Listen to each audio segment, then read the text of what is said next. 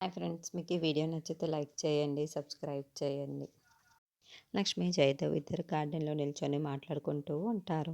దేవయాని అదంతా జాటు నుండి వింటూ ఉంటుంది. చూడమ్మా లక్ష్మి, దేవయాని దగ్గర ఉండవలసిన తాళాలు జాను దగ్గరికి ఎలా వెళ్ళాయి?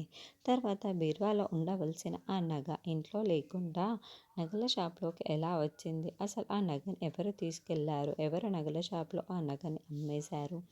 ఈ మొత్తం విషయాలన్నీ కూడా నువ్వు కనిపెట్టాలి అమ్మ అని, నువ్వు ఖచ్చితంగా వాళ్ళ బండారాన్ని బయట పెట్టాల్సిందే, కనిపెట్టి తీరాల్సిందే అని జయదేవ్ చెబుతాడు. అలాగే మామయ్య అని లక్ష్మి అంటుంది.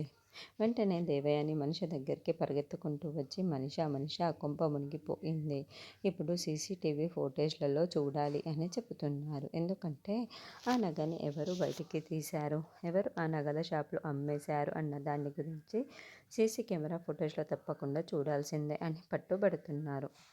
ఇప్పుడు ఏం చేస్తాం, ఇప్పుడు అలా చేస్తే మనం దొరికిపోయినట్లే కదా అని దేవయాని అనడంతో, ఏం మాట్లాడుతున్నారు ఆంటీ అని మనీషా అంటోంది. అవును, కావాలి అంటే చూద్దాం పద అని దేవయాని అంటుంది. అప్పుడే మనీషా దేవయాని చాటుగా గమనించుకుంటూ ఉంటే లక్ష్మి ల్యాప్టాప్లో సీసీ కెమెరా ఫుటేజ్ని ఓపెన్ చేసి చూస్తూ ఉంటుంది.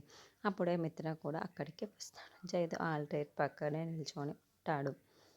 అప్పుడే ఆ కెమెరా ఫోటేజ్లో మనీషా బ్యాగ్ పట్టుకొని బయటికి వెళ్ళడం రికార్డ్ అయిపోయి ఉంటుంది. 10:30 ప్రాంతంలో మనీషా ఒక్కతే ఇంట్లో నుండి బయటికి వెళ్ళింది అని లక్ష్మి చెబుతుంది. అంటే నీకు అర్థం అవుతుందా మిత్ర, మనీషానే ఆ నగలని దొంగతనం చేసి ఈ నగలను బయటికి తీసుకువెళ్ళిపోయింది మనీషా అని చెప్తూ ఉంటుంది.